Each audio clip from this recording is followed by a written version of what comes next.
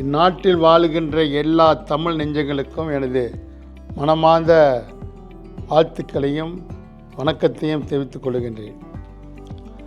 அண்மைய காலமாக டிக்டாக்கில் தான் நான் பார்த்தேன், ஒரு அரேபிய நண்பர் பத்துமலைக்கு வருகை தந்து பத்துமலைக்கு முருகன் முன்னால் உள்ள சிலையில் அல்குரானில் சில வரிகள் பேசியிருக்கிறாரு. அவர் என்ன பேசினார் என்றதெல்லாம் அதன் பிறகு விளக்கங்கள்லாம் வந்தது.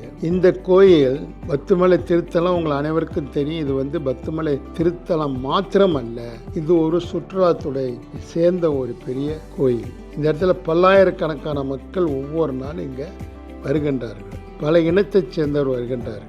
கோயிலும் இருக்கின்றது. கோயில் உள்ளுக்கு செல்கின்ற பொழுது அவர்கள் காலணியெல்லாம் எடுத்து கழட்டி வச்சு விட்டு அங்கே போய் சாமியும் கும்பிட்றாங்க.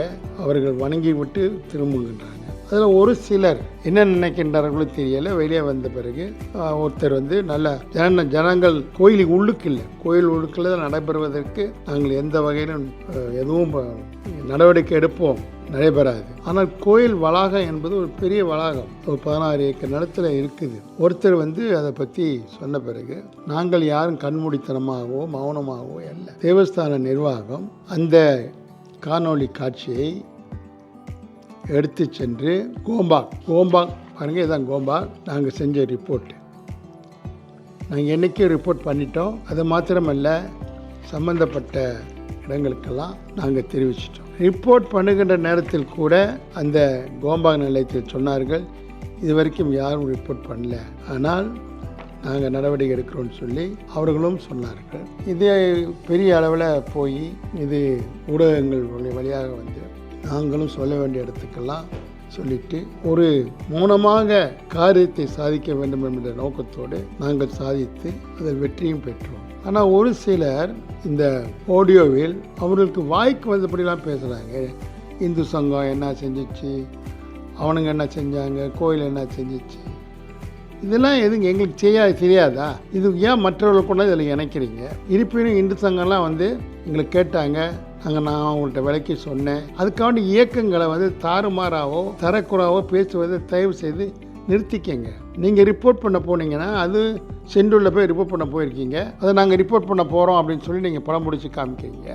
இது விளம்பரத்துக்காண்டி செய்கிறது மாதிரி நாங்கள் நினைக்கிறோம். இது மாதிரி நிகழ்ச்சிகளெல்லாம், இது மாதிரி ஒரு அல்குரான், இந்த மாதிரி ஒரு கான்ட்ரோவர்சியான ஒரு நிகழ்ச்சிகளை நீங்கள் ஆர்ப்பாட்டம் பண்ணிட்டு போய் நீங்கள் செய்கிறதுல அர்த்தமும் இல்லை. ஆனால் செய்ய போகிறீங்க, ரொம்ப நல்லது. எங்களை கேட்டிருக்கலாம். நீங்கள் எங்களுக்கு கேட்டு என்னை நீங்கள் நேராக பார்த்து என்னையோ தேவஸ்தானத்தினுடைய செயலாளரையோ அல்லது அரங்காவலர் சிவகுமாரையோ நீங்கள் கேட்டிருக்கலாம், ஏதாவது பண்ணீங்களா பண்ணலையான்னு. நீங்கள் ஒன்றுமே கேட்காம நாங்கள் போகிறோம், ஒருத்தரையும் காணோம் அப்படின்னு சொல்லி காணொலி திருப்பி நீங்கள் அனுப்பிட்டு, உங்களுக்கு தெரியும் அமைச்சர் எவ்வளவு பெரிய தப்பு, மற்ற இனத்தை பற்றி பேசுறது ரொம்ப தப்பு அப்படின்னு கண்டித்து சொன்னார். சம்பந்தப்பட்டவரே மன்னிப்பு கேட்டார். நான் எனக்கு முருகன் சிலை ஒரு தமிழ் கடவுள் இல்லைன்னு தெரியலன்னு ஒருத்தர் சொல்லும் போது நம்ம என்ன செய்ய முடியும்? அவர் அரேபிய நாட்டிலேருந்து வந்தவர் போல இருக்கு, சுற்றுலா தலம் நினைச்சிட்டு வந்திருக்காரு. இதை அவருக்கு தெரியலன்றாரு. அப்படி யாருடைய மனதையும் புண்படுத்தியிருந்தா என்னை மன்னிச்சுக்கங்கன்னு சொல்லி பயங்கரமாக மன்னிப்பு கேட்டார். இப்போ இன்னொருத்தர் யாரோ ஒருத்தர் பேசிட்டு போயிருக்காரு. அவர் என்ன பேசினாரு? அவரும் போயிட்டார் பேசி. இதெல்லாம் அரசாங்கமே நடவடிக்கை எடுக்கின்ற காரணத்தினால, அமைச்சு, இஸ்லாமிய அமைச்சு, ஒற்றுமைத்துறை அமைச்சு எல்லாமே நடவடிக்கை எடுக்கின்ற காரணத்தினால நீங்கள் தயவு செய்து பிரச்சனைகளை பெரிதாக்க வேண்டாம். நாங்கள் சும்மா இருக்க மாட்டோம். அதுவும் பத்துமலை கோயில் எங்களுடைய மாரியம்மன் தேவஸ்தானத்தில் உட்பட்ட கோயில். எப்படி நாங்கள் சும்மா இருப்போம்? நாங்கள் போலீஸில் ரிப்போர்ட் பண்ணோம். அதுக்காக உடனடியாக கூடிய விரைவிலே இதுக்கு ஒரு தீர்வு கண்டு விட்டது. சம்பந்தப்பட்டவர்களே சொல்கிறாங்க. அண்மையில் ஒரு 2 வாரங்களுக்கு முன்பு மலேசிய அரசாங்கம் ஜக்கீம் மூலமாக 2000 பேர்கள் ரிலிஜியஸ் மாநாடு ஒன்று சன்மையிலே நடைபெற்றது. International conference of religious harmony. எங்களுக்கும் அழைப்பு வந்தது, நாங்களும் அதில் கலந்து கொண்டோம். ஆனால் அந்த ஒரு முக்கியமாக 3/4 பேர் இஸ்லாமிய நாட்டை சேர்ந்தவர்கள். இந்த நாட்டில் இருக்கக்கூடிய மத தலைவர்கள்லாம் என்னென்ன மதம் இயங்குதோ அதெல்லாம் கூப்பிட்டுருந்தாங்க. இங்கே எல்லாரும் பேசினாங்க. நம்ம இந்து மதத்தை சேர்ந்த ஒரு மந்திர், யுஏஇயில் இருக்கக்கூடிய ஒரு மந்திர், அபுதாபியில் இருக்கக்கூடிய ஒரு மந்திர் பேசினார். அவர் பேச்சை ஆரம்பிக்கிற பொழுது அவர் ஜபம் பண்ணார். ஓம் சொல்லிட்டு ஜபம் பண்ணி அந்த நம்ம ஜபத்தை பண்ணிட்டு தான் அவர் பேசினார். அது அவ்வளவு இஸ்லாமிய தலைவர்களும், நம்முடைய நாட்டில் இருக்கக்கூடிய இஸ்லாமிய தலைவர்களும், ஏற்பாட்டாளர்களும் எல்லோரும் இருந்து கவனிச்சார். அவ்வளோ அருமையாக பேசினார். ஹார்மோனியை பற்றி பேசினார். அவர் கோயிலை கட்டினது யார்? ஒரு கிறிஸ்தவர், அதை ட்ரா பண்ணவர். இங்கே நம் நாட்டை சேர்ந்தவர் ஒரு ஆர்கிடெக்ட். இப்படி ஒரு இனத்தை சேர்ந்தவர் சொல்லுகின்ற போது அதுதாங்க ஹார்மோனி. ஒருத்தர் பேசுகிறாருன்றதுக்காக நீங்கள் எப்போதுமே நம்மளுக்கு பெரிய பிரச்சனையை நீங்கள் உண்டு பண்ணாதீங்கன்னு சொல்லி உங்களை அன்போடு கேட்டுக்கொள்கின்றோம். நாட்டில் எல்லா சமயமும் வாழ்ந்து கொண்டிருக்கின்றது, நலித்து கொண்டிருக்கிறது என்றால் அது எல்லோரும் அவங்களுடைய பங்கு ஆற்ற வேண்டும். ஒரு சில கிறுக்கர்கள் இருக்க தான் செய்வாங்க.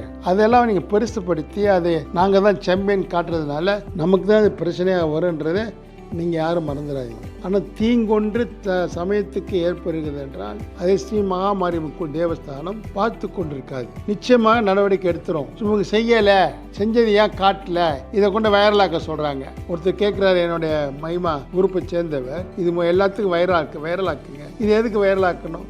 உங்களுக்கு விருப்பம் வந்தால் நீங்கள் போய் போலீஸில் ரிப்போர்ட் பண்ணுங்க.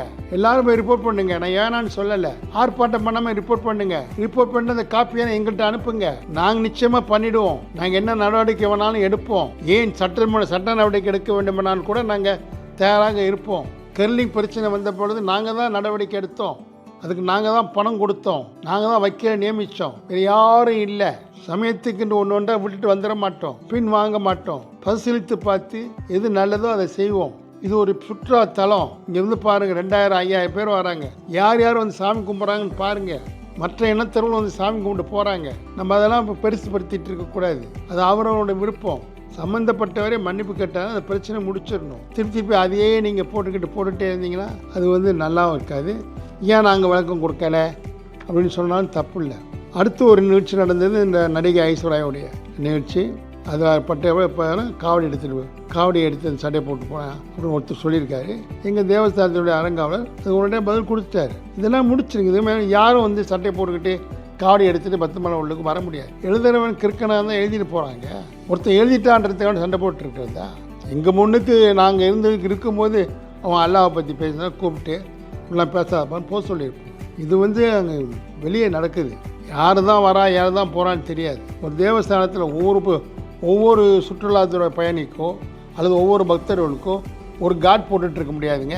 எவங்க போட முடியும்? இது மாதிரி மற்ற இடத்துல நடக்கலை, நாங்கள் போய் தேவாரம் பாடினா முட்டிடுவாங்கன்னா, இப்போ இந்த அகில உலக மாநாடு சன்வேயில் வந்து நம்முடைய ஜாக்கிம் அந்த international conference of the Islamic நடத்துனாங்களே, அந்த சபையில் வந்து தேவார மந்திரத்தை ஓதிட்டு தானே அவர் ஆரம்பித்தார். எல்லாம் அமைதியாக தானே இருந்தாங்க.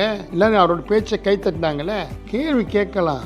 நம்ம போய் ஏன் மசூதியில் போய் தேவாரம் பாடுறோம்னா இதெல்லாம் ஏற்றுக்கொள்ளக்கூடிய பேச்சு இல்லை. இப்படிலாம் பேசாது. தேவஸ்தானத்தை பொறுத்த வரைக்கும் இது மாதிரி சமயத்துக்கு எதுவும் ஒன்றுனா நாங்கள் பார்த்துட்டு இருக்க மாட்டோம். நாங்கள் நிச்சயமாக நடவடிக்கை எடுப்போம். அதுக்குன்னு சும்மா வந்து எல்லாம் வாங்க நான் ரிப்போர்ட் பண்ண போகிறான்னு எங்கள்கிட்ட எங்கள் ரிப்போர்ட் எடுத்துக்கிட்டால் யார் ஒரு ரிப்போர்ட்டை தான் எழுதிடுவாங்க. ரிப்போர்ட் பண்ண போகிறீங்களா, போங்க, பண்ணிவிட்டு எங்கள்கிட்ட அனுப்புங்க மொத்தமாக. அதை விட்டு ரிப்போர்ட் பண்ண போகிற சாக்கில் ஆடியோவில் அல்லது டிக்டாக்ல இந்த சம்மந்தப்பட்டவர்கள் எல்லாத்தையும் திட்டாதீங்க. வேணா செய்கிறான், கோயில் என்ன செய்கின்றது, இந்து சங்கம் என்ன செய்கின்றது, அவங்க என்ன செய்கிறாங்க, இவங்க என்ன செய்கிறாங்க செய்யாதீங்க. எல்லாருமே எங்களுக்கு உதவியாகவும் உறுதுணையாகவும் தான் இருக்கிறாங்க. ஆனால் சும்மா வந்து தேவையற்ற முறையில் நீங்களாம் செய்ய வேண்டாம். இருப்பினும் இந்த தொடர்பாக உங்களுக்கு ஏற்பட்ட உணர்ச்சிகள் எல்லாத்துக்கும் நான் நன்றி தெரிவிச்சுக்கின்றேன். இனி எதிர்காலத்தில் இது மாதிரி சம்பவங்கள் இருந்தால் எங்களை நேரடியாக தொடர்பு கொடுங்க. நாங்கள் நிச்சயமாக செய்வோம். எங்களுக்கு தெரியாமல் கூட இது நடக்கலாம். இந்த நாட்டில் வந்து நம்ம வந்து எல்லா இனங்களோடும் நம்ம வாழ்ந்துகிட்டு இருக்கோம். நம்ம வாழணும், தொடர்ந்து வாழணும், நம்ம நிலைத்து இருக்கணும். இதையெல்லாம் நினைச்சுட்டு நீங்கள் உங்களுடைய நடவடிக்கைகளை எடுக்குமாறு உங்களை அன்போடு கேட்டுக்கொள்கின்றேன். நன்றி, வணக்கம்.